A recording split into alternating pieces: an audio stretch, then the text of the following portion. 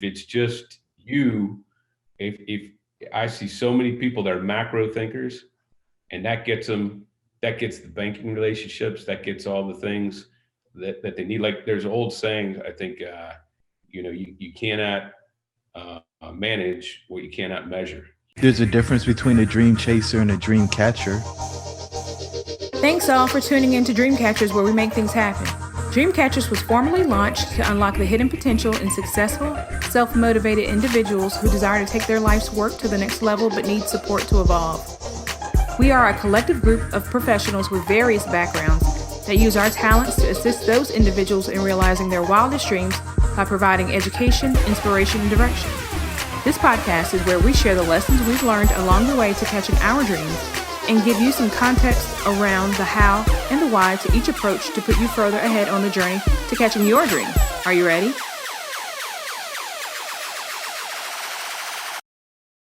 Hey, everybody, and welcome to the Dreamcatchers podcast. I'm your host, Jerome, and I've got the grand pleasure of having Brett Krueger with me today. Brett, how are things in your neck of the woods? Good, all good here, man. Everything's great. I'm in Charlotte, North Carolina, and I travel to Asheville quite a bit and the mountains. I kind of developed property right in our region, but all good.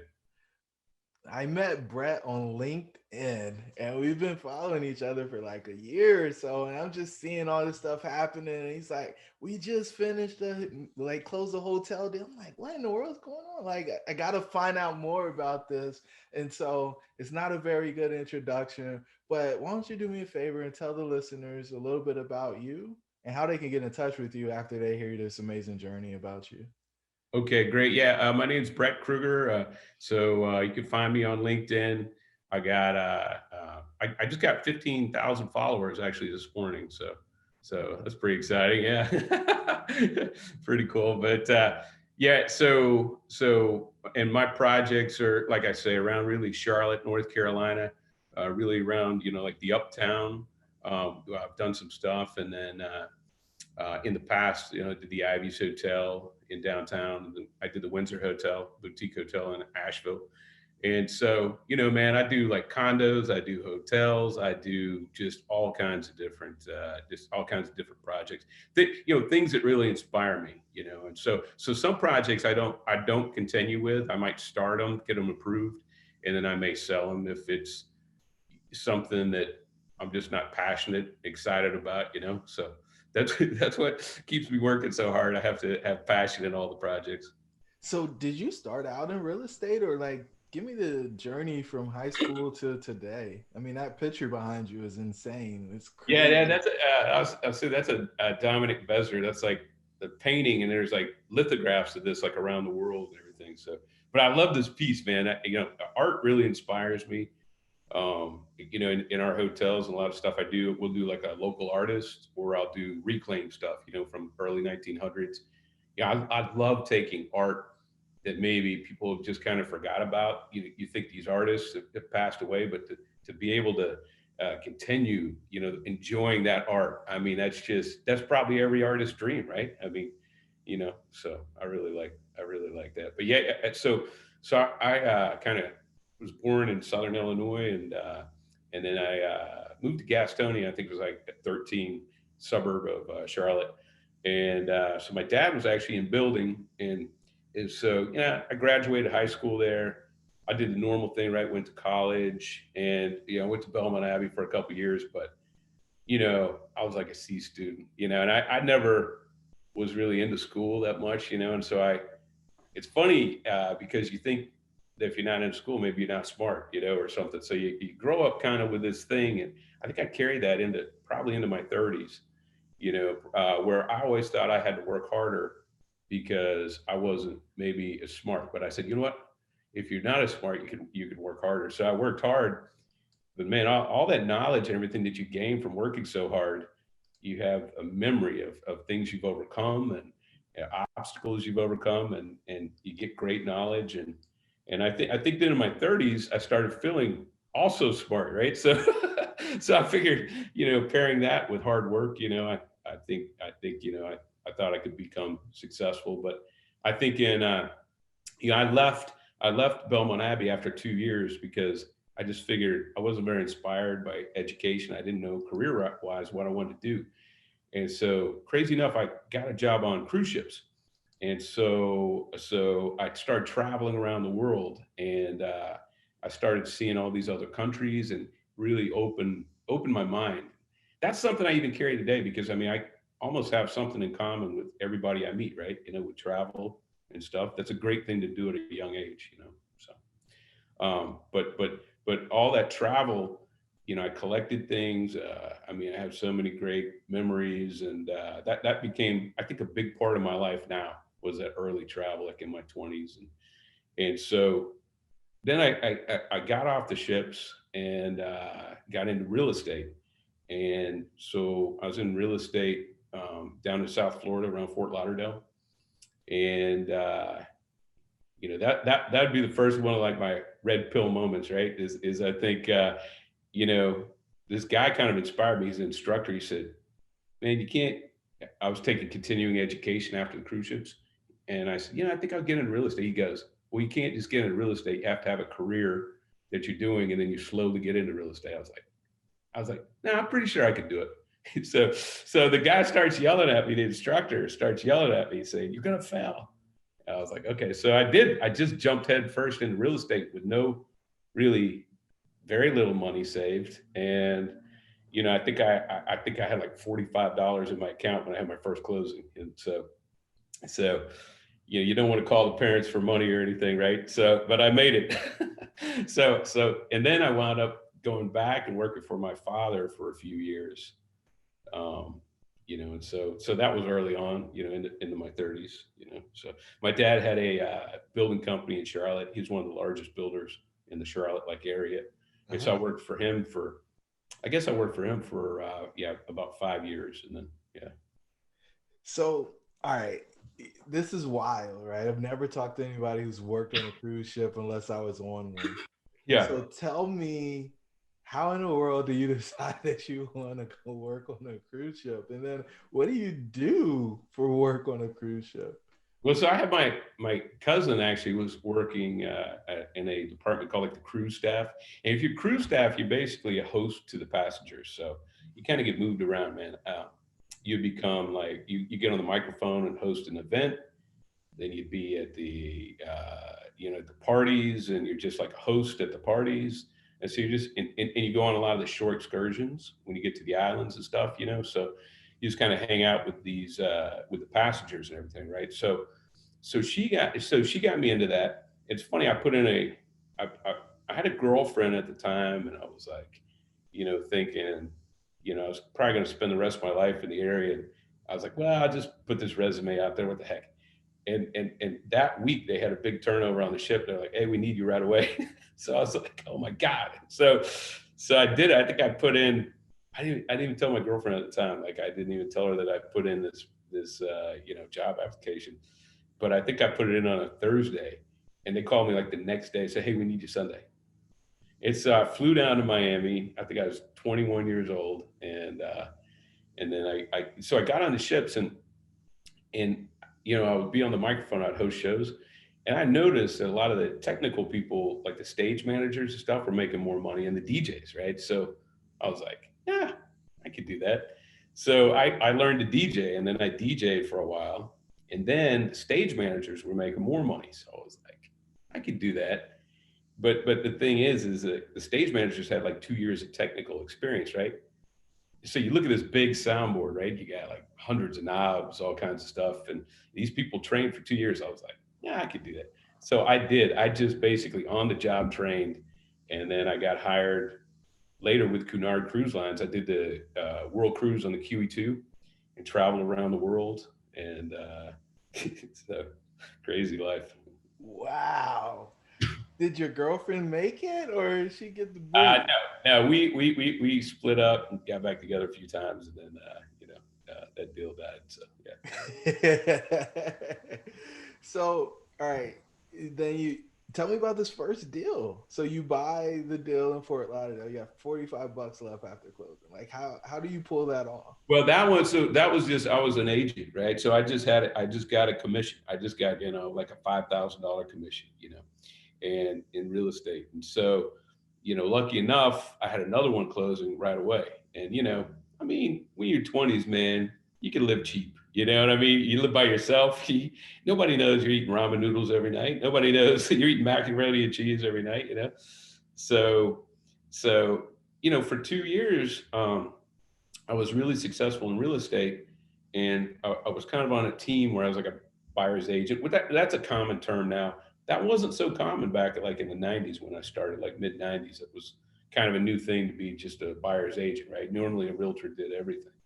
So I was either going to leave that team. I didn't really know what to do. And my dad came down and he was a builder in Charlotte. He said, man, if you're going to be in real estate, he goes, why don't you come work for me? I got a large company and everything. And so I did. I came back and worked for him in sales. But I did it for the money because I thought I could make more money. But that's the one thing you have to define it as your life goes. I mean, more money isn't really chasing your dream or success, right? I mean, you could kind of go backwards, just chasing more money. And that's kind of what I did for 5 years. I didn't really advance, in my dad's company and everything, but. So you came back to the family business, did some selling. Yeah. How'd you enjoy that? And it seems like you were kind of running away from that only to come back to it. And I mean, you stuck. You're in the Charlotte area now, so you probably didn't leave. But talk to me more about the desire to kind of run away and then come back. Yeah, so I think I wanted to kind of get away and get out there in the world and see some things. I mean, that's the one thing when people feel uninspired, they really need to get out there and see things, right? And then you get inspired, and you realize things that you want. So, and that's kind of what happened for me. I remember I remember the people I was working with down in Florida. They said, hey, get something that inspires you, put it on your desk. So I put a Viper. I wanted a Viper, man. I love the Dodge Viper. That's like my favorite car. So I got a model of one and I set it on my desk, right? And so I would stare at that car during the day. And I said, man, this thing inspires me. And it's like, then when my dad calls, he said, hey, look, he says, you come work for me, make more money. I was like, I can afford that car. So what they got to inspire me is what made me leave. Right. So I came back. That, like I said, I worked for my dad for about 5 years, and and I didn't really advance in that company. I didn't work directly under him. I worked one of his branches, and kind of in my 20s, you're in that thing where you're like, I don't really want to manage. I don't want to be responsible for things. I'd like to just make a sale, make a commission. That'd be great.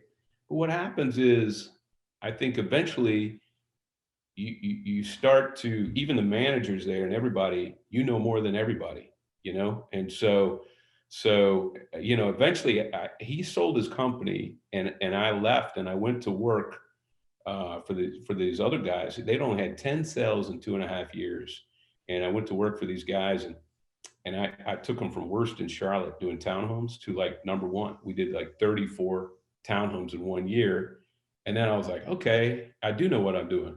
And like right after that happened, it's funny, one of the owners came in and he says, hey, Brett, I said, what are you doing here? He says, hey, I'm coming down, moving my stuff down. I'm going to be your manager. I said, I turned this place around. I took it to number one. He said, no, I did that by hiring you. So that all of a sudden, like my mind switched in that it's safe to work for people. That's the safety thing. And there was a switch that day when I was like, you know what, man? It is not safe to work for people, right? Because you're under their control. What's safer? So all of a sudden that day, I think I was like 31 years old. It seemed safer to me to go on my own than it did work for somebody else. So, Man, that's like a gut punch, yeah, right? yeah, And that's the thing I hear most from folks who are in sales. It's like, look, man, like I'm doing all the work and I only get a very, very, very small piece of the reward. hmm I'll never forget when I got that whopping $30,000 bonus after going and creating $6 million worth of profit for the company that I was building the division for. And it's just like, oh man, there's something really wrong with this. And I don't need to do $20 million in revenue, but I can do something, right? right. That will reward me a little better than what I was getting. So I appreciate you sharing that story and the wisdom there in the guy's perspective, right? Yeah. I own it, right? I mean, I did that. I made the decision and I Yeah. gave you the opportunity to prove yourself. Now, it's deflating and probably poor leadership for him to say what he said to you. But I Yeah. mean, as owners of businesses and so on, I think there's a lesson to be had there. Yeah. You know, and they always say when one door closes, and you know, I think on the spot, I tried to quit like on the spot. I mean, that's how emotional and upset I was about the situation. And so one of the other partners talked me into staying. And, you know, I had like my son was 1 year old. I'd only been married a couple years at that point, man. So I mean, it's scary. I mean, it was you talk about a gut punch. It was really scary. So I decided. I said, you know what? I'm going to look around.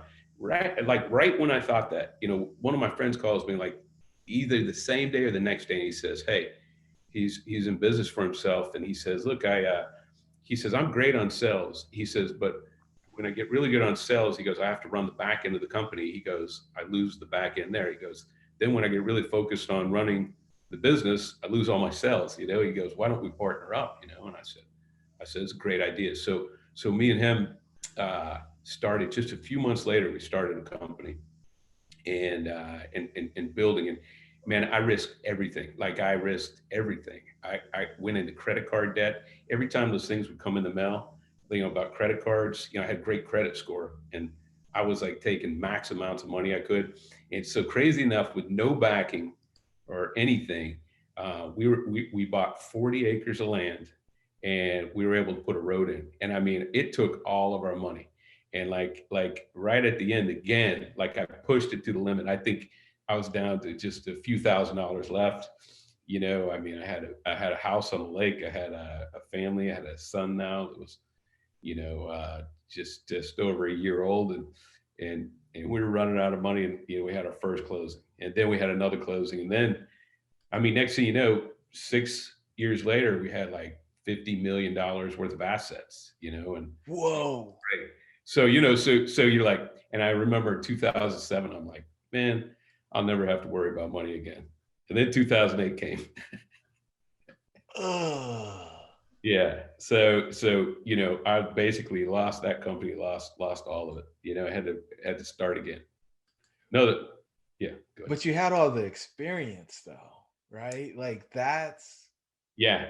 And it's that's where crazy, you know, when you run your own company and you really run the whole thing, and I mean, you got accounting experience, you got sales experience, you got finance experience, you got development, you've got home building experience. You know, we're building like hundreds of homes, and when you got all this experience, you're like, it's hard to just go apply for a job somewhere, right? I mean, what do you even apply for? What are you? You know, you become a business owner, and a business owner, you know, you go on LinkedIn, or you know, nobody's looking to hire a business owner. You know what I mean? So you're like, what path do I go? Where do I go? What do I do? And so there were some guys in Miami that contacted me through a friend, and they had sold a company, um, you know, for 160 million, and they had cash, right? But they're a little bit older. They didn't really want to manage a company in day-to-day operations and all that. And they were in Florida. They wanted to invest in North Carolina. And so I took that expertise that I had, because I mean, I was used to running every part of a company, right? You know, and so I had the expertise, I had knowledge and contacts, and then you know, we formed a company together, and then I started doing, you know, we did, one of them was a very patient investor. He was a doctor. So he's used to doing cap rate returns, right? Normal stuff. The other brother was an inventor, right? So he wants to put a little bit of money in and have a huge return. So the company was kind of pulled back and forth all these directions all the time. But I got so much knowledge. I mean, we were buying strip centers, and then I was extending leases and then getting better cap rates on those, and then we were building residential condos, you know, and then we did our first hotel. I actually did our first hotel by accident, because we were going to do condos and then turned it into a hotel in downtown Asheville. So that's wild. I think the one thing that listeners should know is like just because you have a ton of assets doesn't mean that you're liquid, right? And you can't spend equity, that contrary to popular belief. Yeah. And that part of real estate and financial catastrophes and a lot of stuff will end up outside of your control. But you talked about what I call being unemployable, right? You get to this place where you're used to making the decisions, and going from making the decisions to not making the decisions is a really tough pill to swallow. Yeah. And then the other piece of it is you've got skills that are really hard to like be valued on, right? If you're a business owner and you're doing $1,000 or $10,000 tasks, and then somebody wants to pay you $50 an hour, you're like, well, what's the point? And to say that, I mean, that's a lot of money for a lot of people. $50 an hour is a lot of money for a lot of people, but there's a whole group of people out there who ask, how can you live off that? And once you are used to doing transactions, doing deals, and getting those hits, it's kind of sobering to think of living in a different space. So I appreciate you sharing that. And you went through the red pill moment where the guy comes down and says, I hired you, right? And you knew then that you were done. It was just a matter of when, not if. You were done, right? Absolutely. So you've also shared a few of the challenges along the way. 2008, I think, was tough for everybody. But the question that you haven't answered yet that I'm super curious about is, what's been your worst fear in this whole process? My worst fear is always basically I was always I fear security, like I want to have enough money to live, right, to provide for my family and stuff. I got divorced after 2008, and so man, you got like child support. I mean, that's an actual payment, right, that you got to have, and when you lose it, everything. I mean, that's a scary thing, right? So it's so funny how you're so macro and you got all these developments, you got all this stuff, and you get so micro into, okay, I need this much money to survive on every month. That's basically where it goes to. But I think just not being able to provide for myself and family, and I always feared not having that college education, which now I think is really one of my greatest strengths, to be honest. Because the more people I meet that have really graduated college, gone through the whole system, they most of them have like just one way of thinking. You know what I mean? And when they're in 20s and 30s, and a lot of times they get out of that, they become successful later. But that education is just so entrenched into their mind of a way of doing things. And so anyway, but yeah, I think that was basically that was my greatest fear is not having something to fall back on. Just like I said, I mean, what do I do? What well, I did everything, right? So what am I? What's up, tribe? It's your host, Jerome. I just want to let you know that we put together a free 15-point checklist for exiting the matrix. Jump on over to dreamshouldbereal.com in order to pick your free copy up. Let's get back to the show. So, Brett, that was your worst fear, was not being able to take care of yourself and your family. How'd you break through that? Because, I mean, when you're out there hunting for yourself, you might not find anything in the woods, man. Yeah. So that's the thing. Like in my so I think in 2011 when I went to work with these guys, I said, look, I want like a partnership, but it was a limited partnership, right? So during that time, I wound up going. I mean, I was going all over Asheville. We were in Atlanta, Florida, Texas, Colorado. We were looking for deals, and so they gave me a salary, gave me kind of like a base salary. While I was able to, get a piece of the deals as we went forward and all that. So, but it was, I mean, it's always scary. And then I left them, in 2018. I actually left that group and went on my own again. And again, I mean, it was scary doing it, but I think it's more scary working for somebody else. So now in the last like 2.5 years since I've left them, I guess I'm working on eight different projects right now. So and then I lost a lot of my contacts too while I was with them doing specific things. So I've started to put those back together. And this last year in quarantine, when we were in quarantine or staying home because of the virus and everything, it's been great to LinkedIn. That's why I'm usually out at parties, meeting people, dinners, like I'm a real connector, you know, I mean, I really like to connect. So it's been really cool just to be able to be home and be on LinkedIn, right? And meet such great people. Yeah, I think the contacts I've met this year on LinkedIn are, you know, definitely better than 1 year's time going out socially meeting people, you know? So, I mean, you're not limited by proximity, right. right? I mean, I've been able to jump in networking events all around the world, basically, and Right. that part is not something I would have done normally. So grateful for you sharing that. Yeah. And yeah, I do think once you learn that you can deliver, betting on somebody else delivering versus betting on yourself is super scary. You want the ball in your hand. You want to be the one at the end of the game taking the game winning shot, Yeah. not depend on somebody else to do it. So, was there a point when everything was on the line? It's happened to me a few times, you know. I mean, like, you know, everything. I mean, a few times. Even when I left MRK, when I left this last group, you know, I mean, you get to a point where you put so much time and effort, and that's why I tell people to get inside my head. I'm like, like I push so hard, and I think sometimes people get really upset with me in business. You know, they don't get it, and sometimes I'll tell them, I'll say, look, man, being a real estate developer, you know, 365 days in a year, I get 1 or 2 paydays, right? I get 1 or 2 paydays. 363 or 364 days a year, I don't get paid, right?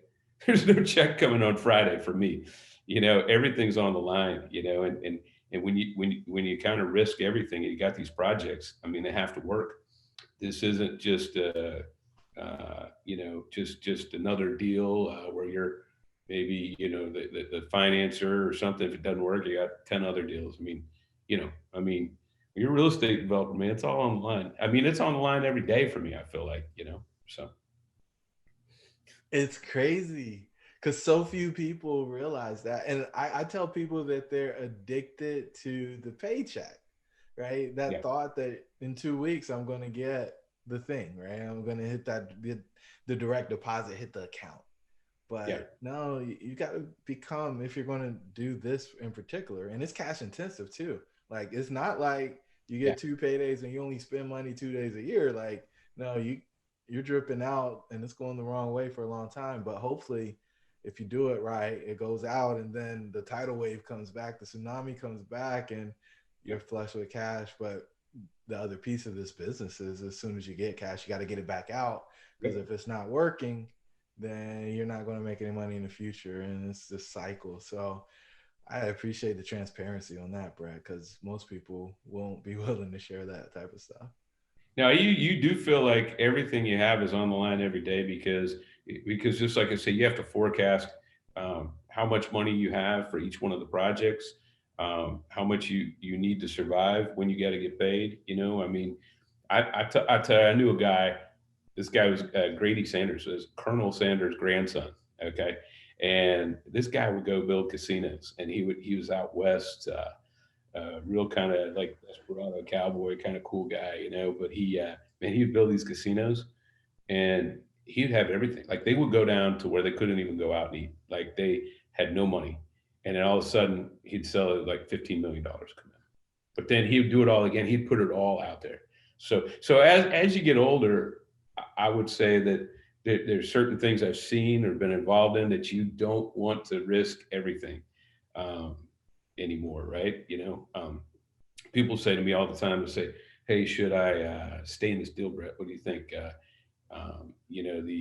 new buyers asked me to stay in the deal. I'm like, I mean, it depends on the deal. I mean, it's not always the greatest thing. I mean, you basically are risking everything that you just made on that property and put together. You're risking that somebody else knows what to do, and so, but it's I don't know, man. I mean, if I get a check every Friday, I just feel like I'm not my own person. I just feel completely different than most people. I don't feel safe that way. I guess maybe took that incident for me in my 30s that check coming every Friday. I just don't feel safe. I just feel like that check could be cut off. Somebody else has to sign it. somebody else has to have the money. I feel like I need to be the guy, to make sure that money is there, you know? Taking full accountability and ownership for what happens in your world. I Yeah. love it, man. I absolutely love it. So, as you think about the course of your journey, what would you say is the biggest difference between the way you live life today and the way you did in your early 20s and early to mid 20s? Oh, I'd say probably the biggest difference for me is a lot of that time I did worry about survival, right?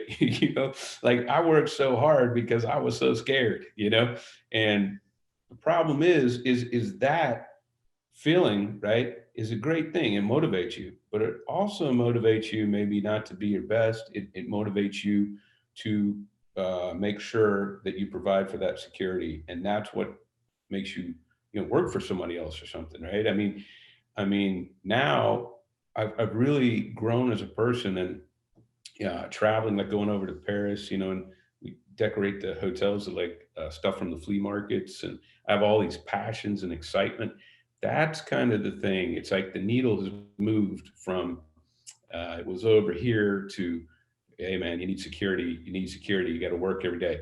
Now the needle's moved to that passion is what gets me to work so hard every day, right? I want to create these great things. I've seen customers buy things from us. I've They're so happy. I've seen the enhancements I've done on properties, and I know I can do it. It's confidence is a memory of success, right? So I've had success, and so it's that kind of passion and that excitement that really gets me going. And I mean, I'm still afraid to fail, but I'm more afraid not to be successful than I am to fail, So Ooh, say it again. yeah, I'm more afraid of not being successful than I am of failure. You know, Honest to God, I mean that's the absolute truth. I want to be successful. Success for me is passion. It's the excitement. It's creating these great things. You know, and failure. I've failed before, man, and it's really not that bad. I'm going to tell you, even when a lot of people think they failed later on when they're rich and successful, they go, you know, that time when I failed was working so hard. That was the greatest time of my life, right? How many times have you heard that? You've heard that before, probably.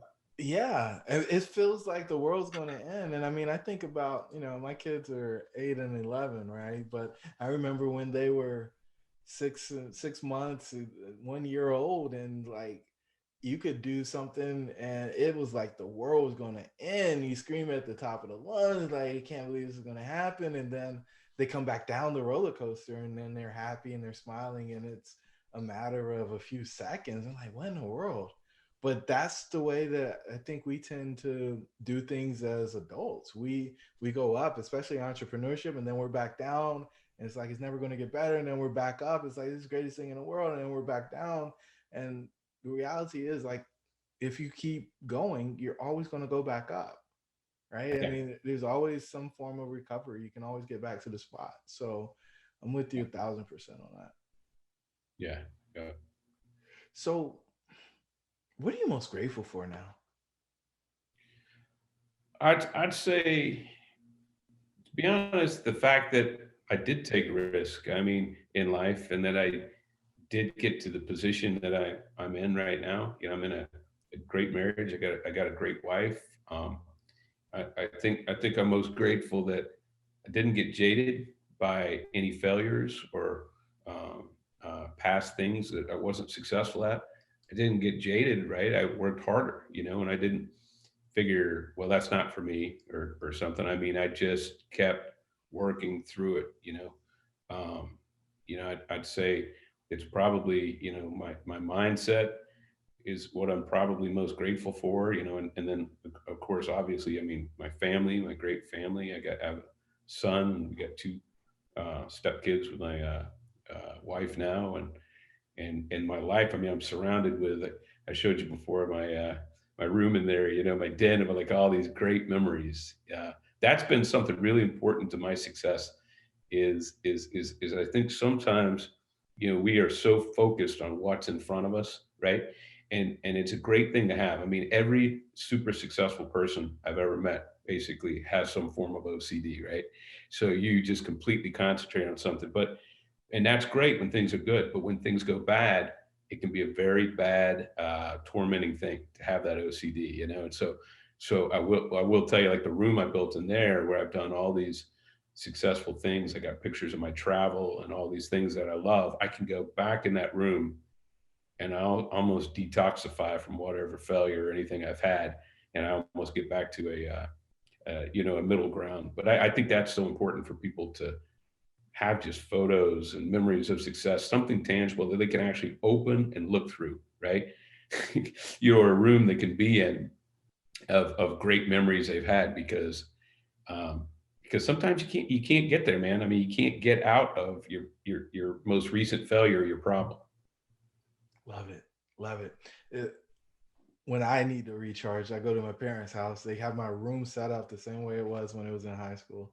And I just go in there, I look at the trophies and I look at all of the certificates and awards. I'm like, okay, Yeah. I know I've been doing this a long time. And, just because this didn't work out exactly as I expected it to, it doesn't mean that I don't have this track record and that I can continue that track record in another way. So that's awesome, man. And That's one thing I've learned is really, honestly, when people get to the destination of what they think is success, so many times they go, man, the journey was so much better. Like the journey that we're in right now, like chasing these things, passionate about what we do and everything. I mean, this really is success, right? We're not necessarily chasing success. I mean, we're having it now through our journey. love it. Brett, what dream are you most focused on catching next? Well, I think I really like doing these the small boutique hotels, um, and really providing experiences for me, like I or for others. My experiences and happiness, and when things happen for me, it's great. But I really like to be involved in other people's lives, right? I like to. I get, if I do something for somebody, and make them happy. Like I'm happier than when I do something for myself. So I'm just that kind of person. So I really love like these projects on Lake Norman. It'll be a small boutique hotel. It's the first project to ever be done on Lake Norman, right? A hotel and resort development. We got it approved a couple years ago and we closed on the property. But when I produced that project, I mean, you've got a hotel, this incredible little boutique hotel with spa, fitness center, and all that. And then we'll have 160 condos. And those 160 condos, all those people can actually use, the amenities from the hotel. But I mean, these people will have great lifestyle. I mean, incredible. And one thing I'm seeing in real estate is people will trade services for square footage, when they have access to different services and things. And that's really what I'm excited about really creating, is just great environments for people to live and share their lives. And then even those condos, you can actually, if you want to leave for 6 months and go travel, you can actually rent your condo out through the hotel, so you could actually have an income stream. So being in real estate for me, I mean, I think that's a perfect thing for somebody. It doesn't just tie them down to one piece of real estate where they have to pay every month. They can actually make money on their place when they leave. But that's I don't know. That's the thing I'm most excited about right now. Career wise, is just creating that lifestyle for people where they're kind of free, they enjoy everything, and then they could get up and travel and do whatever they want, still pay for their place. Nice, nice. And so, down to the final two questions. You may have already answered this one in the last answer, but I'll ask anyway. Brett, what gift are you giving the world? Well, I think just the quality of life. I think in the projects I do, I really see people very happy. In these living in these developments, and that's the thing. I want to get more. COVID has really kind of hurt like the charity events and everything that we do, but man, I love to do the charity events and love to be involved in the community and all that. But I would say I would say that's it. And I talk to a lot of people on LinkedIn. I help people like all the time. I don't charge any consultant fee or anything. People will call me all the time. Hey, I want to do what you do. What did you do? And so, I love giving back. It's just talking to people and sharing my story. I mean, I don't, if I can help somebody, that's what I love, Beautiful. The gift of time and wisdom. Yeah. So the final question, what's the one thing you want the listeners to take away from this episode? Well, crazy enough, it's something I haven't really talked about, but I would really like, I think that now at my age, this is something I've learned over the years, that is the ingredient of success, is that it is in the details, and it is in being completely honest and truthful on every single thing, every deal you're looking at. I mean, the honesty and the truth is you hire a lot of times from like an appraiser. He gives you an honest, truthful evaluation of something through details, right? But it's so many people look for ingredients of success, and they read a book and they hear one thing, but it's not macro. Success is micro. It's a micro steps of things, and you really got to educate yourself. I always try and learn more. And you can go right on the internet and learn more than people that have been in a career their entire life. I mean, in 1 week of reading, you know what I mean, about, I mean, of anything in the world. I mean, you can be like the most up to date of anybody. And so I think it's just in the details, man. It's in the truth and in the details of every deal. I mean, you really, you can get excited about a deal and stuff, but man, you got to look at the ingredients of why that will be successful, and look at the future. But I mean, that is the main thing, man, is to mix your passion with direct details and try and, in everything really in your life, in business, it's just look at the details, man. I mean, of everything, and make sure that you're being honest with yourself. And but I would say that's the main thing I'd like to pass to people. So what do you say in response to those folks who say, well, I'm a big picture person, I don't do well with the details? And that's great. I mean, that's great if you're CEO of a company and you have a lot of people that are great detail people under you, right? But I mean, if it's just you, if I see so many people that are macro thinkers, and that gets the banking relationships, that gets all the things that they need. Like, there's old sayings, I think, you cannot manage what you cannot measure, and that's so, I think that's so important. I mean, you have to have a measurement for things. You can guess and be successful. You can go to Vegas and have a great night and have a great run at the tables. But, eventually, if you don't know the game, you're going to get caught, So there's another saying that said that I always thought was great. It says, a good attorney knows the law, a great attorney knows the judge. But I always say the best attorney knows them both, right? Right? Because if you might have the connections, you might have luck on your side, might be a charismatic person. Everybody wants you to be successful. But man, if you don't get into the details of what you do and know what you do, eventually it's going to stop. That's super valuable, Brett. We've never talked about that on the Dreamcatchers podcast. So I'm so grateful that you were willing to bring your wisdom and knowledge to the listeners, and just being so generous with your time. You could have been doing a ton of other things, but you chose to spend an hour with us today. So thank you so much, and we'll talk soon. All right. Thank you. Hey guys, that wraps up this episode of the Dreamcatchers podcast. Until the next time. Thank you for joining the tribe today. We would love to hear from you. Please don't forget to rate, like, and share. Perhaps someone you know could benefit from what we've discussed. Until the next time, remember that your dreams should be real.